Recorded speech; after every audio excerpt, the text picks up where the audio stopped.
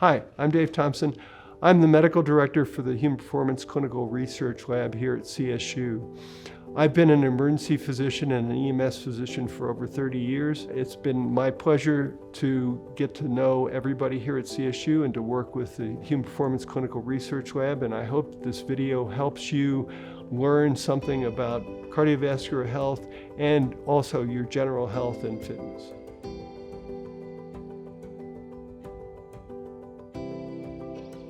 Preventative health care is so important at every age. It's especially important in college students. Now, many college women, they see a gynecologist, and the gynecologist acts as their primary care doctor. Guys just don't tend to take care of their health in that manner. They don't go to see a doctor, and yet the highest risk for instance, for testicular cancer is men 18 to 25. Whether it's somebody from Student Health Service or another primary care doctor that you have a relationship with can be of big help, because they can oftentimes just answer questions. And having that relationship, having a doctor that knows who you are, that can say, yep, I've seen this in you before, whether it's something on your skin or whether it's something in your throat, getting in at least once a year just for that annual physical is really important.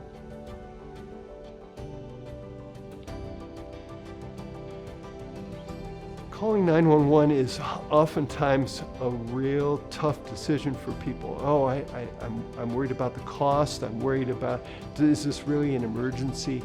If you feel like this is an emergency, then it's an emergency. If you get the ambulance and all these people show up, and if they examine you and everybody goes, I think you're fine, great, they go away, and generally there's no charge for that. College students oftentimes don't want to call because of things like they're intoxicated or there's been a drug use.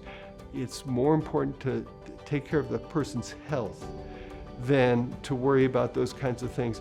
And for the most part, CSU and a lot of universities have amnesty programs where if somebody is overdosed or has had way too much to drink, they're not going to penalize them because somebody called 911. And that's really important to know, because we would rather have you call and have somebody say, I think they're going to be okay, or have somebody say, we need to take them to the hospital, rather than take that chance that maybe this overdose is going to cause them to die, or they're going to get incredibly sick and have other problems.